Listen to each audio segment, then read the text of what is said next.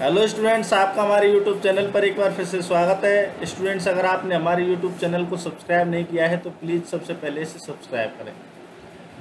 ठीक है, हम बात कर रहे हैं आपसे बायोकेमिस्ट्री की। बायोकेमिस्ट्री में हम पढ़ रहे हैं कार्बोहाइड्रेट्स। कार्बोहाइड्रेट्स में हम अभी तक बात कर चुके हैं हेटेरोपॉलीसैकेराइड्स, जिसमें हमने मिक्रोपॉलीसैकेराइड्स में हाइलुरोनिक एसिड के बारे में पढ़ लिया है। उसमें हमने क्या बात की है? उसमें हमने बात की है आपसे कि भाई साहब, जो आपस में जो हाइलुरोनिक एसिड में जो यूनिट्स हैं, डाइसैकेराइड्स यूनिट्स में खुद में तो उनमें क्या है 1,4 बॉन्ड होता है, लेकिन ग्लाइकोसाइडिक बॉन्ड होता है। लेकिन जब वो यूनिट्स यहाँ पर जुड़ती हैं आकर के, डिफरेंट यूनिट्स होती हैं, दोनों यूनिट्स में ग्लूकोनिक एसिड की और एसिटाइल ग्लूकोजामीन की, तो ये दोनों यूनिट्स हैं वो 1,3 बीटा बॉन्ड के द्वारा जुड़ती हैं। यह बात समझ में आ गई आपको? कन्फ्यूजन तो नहीं है कोई बात का? चलो हमने ये आपसे बात की थी, और फिर हमने आपसे बात की थी कि स्टूडेंट्स, हाइलुरोनिक एसिड जो होता है which is important in a fertiliser में कैसे इम्पोर्टेंट है सर ऐसे इम्पोर्टेंट है कि जो ओवम की जो बाहर की जो लेयर होती है वो हाइलुरोनिक एसिड की बनी होती है। अब उसको ब्रेक करने के लिए हाइलुरोनिक को ब्रेक करने वाला एंजाइम चाहिए। तो वो कौन सा एंजाइम है? वो है हाइलुरोनिडेज। अब वो हाइलुरोनिडेज जो है वो कहाँ पर पाया जाता है? वो भाई साहब टेस्टिस में पाया जाता है, सेमेन फ्लूइड में पाया जाता हो। ठीक है, कुछ इंसेक्ट्स होते हैं, वेनम इंसेक्ट होते हैं, तो स्नेक्स होते हैं, वहाँ पर वो पाया जाता है। अब ये क्या करेगा भाई साहब? ये करेगा क्या कि जैसे ही क्या है, सीमन पहुँचेगा किसके पास? ओवम के पास। तो जहाँ पर पहुँचेगा फैलापियन ट्यूब में, तो वहाँ पर जाकर क्या करेगा? सबसे पहले हाइलुरोनिडेज जो सीमन में है वो ब्रेक करेगा उसे, और फिर क्या है, स्पर्म आराम से भीतर घुस जाएगा और आराम से अंदर जाकर के, और ओवम जो है उसके क्रोमोसोम से मिक्स होकर के बाकी आगे जो फर्टिलाइजेशन प्रोसेस है उसे वो डेवलप कंडीशन में आ जाएगा। तो ये हमने आपसे पिछला जो वीडियो है उसमें बात की थी, आपको समझ में आया होगा। तो आप अब ऐसा है कि ये भी आपको समझ में आ रहा होगा, तो आप हमारे वीडियो को लाइक कर दें, साथ के साथ कमेंट करते चलें कि आपको कौन सी टॉपिक के ऊपर वीडियो चाहिए। हम उस टॉपिक को भी साथ के साथ, ऐसा नहीं है इसको छोड़ करके उसको बना लें, हम उसको भी बनाएंगे और इसको भी। ठीक है, चलिए अब हमने बात की थी आपसे कुछ म्यूकोपॉलीसैकेराइड्स की, हमने बताए थे कि कौन कौन से हैं, तो उनके बारे में और हम बात कर लेते हैं, जिनके बारे में हम इस वीडियो में बात करते हैं। तो अब हमारा हाइलुरोनिक एसिड के बाद में जो अगला जो म्यूकोपॉलीसैकेराइड है स्टूडेंट्स, वो है कॉन्ड्रोइटिन सल्फेट्स। अब कॉन्ड्रोइटिन सल्फेट्स जो होता है वो डी ग्लूकुरोनिक एसिड, जो कि हाइलुरोनिक एसिड में भी था, ठीक है, और एन एसिटाइल ग्लूकोजामीन जो वहाँ पर भी था, लेकिन जो है एक सल्फेट जुड़ जाएगा।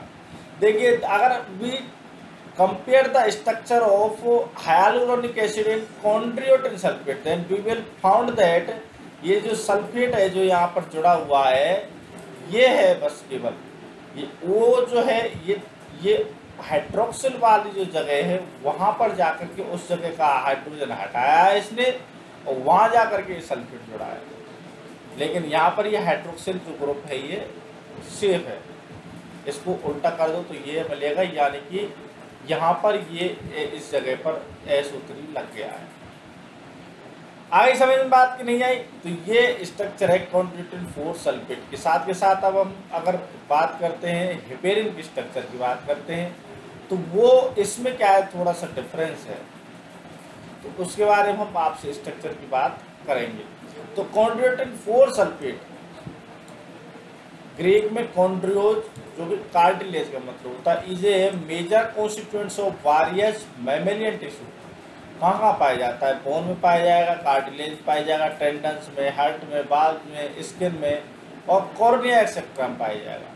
अगर स्ट्रक्चरली बात करते हैं, it is comparable with hyaluronic acid. Chondroitin 4 sulphate constitute of repeating disaccharide units composed of D-glucuronic acid and acetyl coenzyme 4 sulfate. Heparin is an anticoagulant. It prevents blood clotting that occurs in blood, lung, liver, kidney, spleen, etc. Heparin helps in release of enzyme lipoprotein lipase, which helps in the clearing turbidity of lipemic plasma. तो सबसे पहले इसमें heparin की बात कर लिए कि ये काम क्या आता है। काम जो आता है भाई साहब ये है नेचुरल एंटीकोगुलेंट।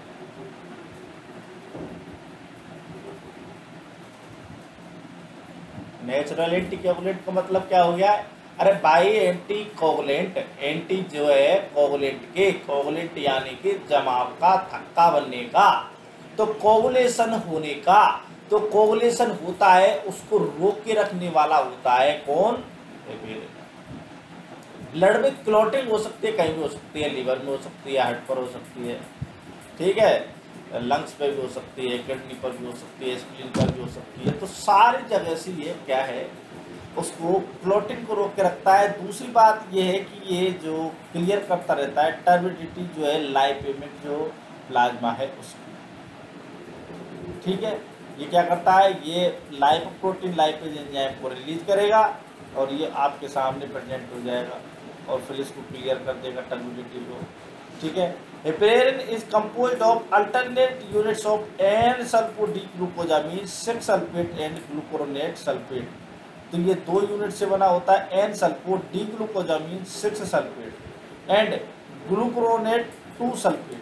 तो ये देखिए ग्लूकोरोनेट 2 सल्फेट है, तो दूसरे नंबर के कार्बन पर सल्फेट है, यानी वहां से हाइड्रोजन को हटाया हाइड्रोक्सिल में से, ठीक है। डी ग्लूकोरोनेट है। अब क्या है, अब हम बात करते हैं N sulpho, N sulpho glucosamine 6 sulphate, यहाँ पर 6 नंबर पर और एन लगा हुआ है, यानी NH वाला जो ग्रुप है वहां पर जाकर के ये जुड़ता है ग्लूकोजामीन में, ठीक है। तो ये यहाँ पर इसको हटाएगा, ये NH है इसको हटाएगा और ये खुद जुड़ जाएगा, ऐसे सल्फेट जुड़ जाएगा और इसी के साथ ये ऊपर की साइड में भी यहाँ से भी इसको हटाएगा और यहाँ पर भी जुड़ जाएगा। तो इस प्रकार से ये जुड़ता है। इस वजह से एन सल्फो पर, यानी कि एन जो नाइट्रोजन है वहाँ वाले हाइड्रोजन पर जुड़ेगा तो एन सल्फो हो गया है, और ये 6 नंबर के कार्बन पर यहाँ जुड़ गया है तो ये 6 सल्फेट हो गया है।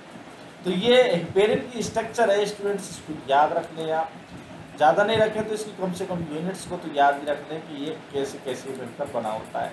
अब हमने जब इतना बात कर लिया है तो अब तो ज़्यादा याद ही नहीं है कि भाई साहब एन ग्लूकोजामीन को तो हम बहुत दिनों से पढ़ते आ रहे हैं, एन को तो हम पहले लगाते आ रहे हैं कि भाई साहब एन जो है वहाँ पर जाकर कोई जुड़ रहा है तो पहले वो कहाँ है, एन पे आएगा।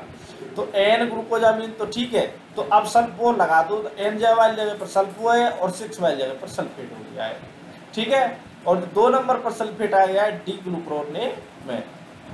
ये हेपेरिन की स्ट्रक्चर हो गई है। आगे हम बात करते हैं टर्मेटल सल्फेट की बात करते हैं स्टूडेंट्स। तो मोस्टली फाउंड इन स्किन में पाया जाएगा। Dermatan sulphate is structurally related to chondroitin 4 substance.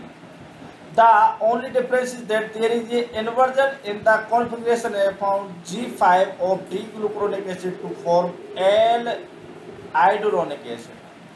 तो कुछ नहीं है इसमें, थोड़ा सा चेंजेज है, केवल और केवल स्ट्रक्चर का चेंजेज है और कुछ नहीं है। और जब इन्वर्जन हो जाता है किसका, डी-ग्लूकुरोनिक एसिड का C5 कार्बन के अराउंड में, तो वहां पर आपको मिलता है L-iduronic एसिड। और दूसरी जो है वो कौन सी, एन एसिटाइल गैलेक्टोजामीन 4 सल्फेट है। तो ये टर्मेटल सल्फेट की क्या है, स्ट्रक्चर हो गई है।